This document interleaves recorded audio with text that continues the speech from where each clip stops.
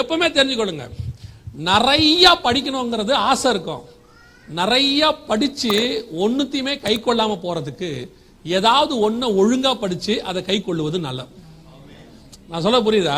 சிலருக்கு பாத்தீங்கன்னா உடனே இந்த 1ஆம் தேதி தீர்மானம் எடுப்பாங்க. ஜனவரி மாசம் 1ஆம் தேதி இந்த இன்னிலிருந்து நான் எக்ஸசைஸ் பண்ண போறேன்னு ஒருத்தவங்க தீர்மானம் எடுப்பாங்க. பார்த்துருக்கீங்களா?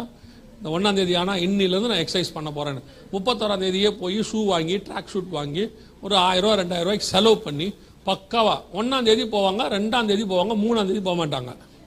அவ்வளோதான். அந்த ஷூ அங்கேயே ஓரமாக நிற்கும், ட்ராக் ஷூட் இப்படி தொங்கிட்டு இருக்கும்.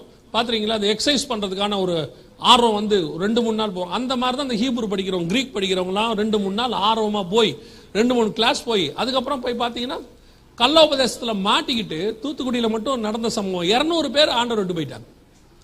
எதுக்கு உங்களுக்கு சொல்றேன்? இந்த மாதிரி சர்ப்பங்கள் உள்ளே நுழைகிறது, உங்கள் வீடுகள் வழியாக, பக்க வழியாக.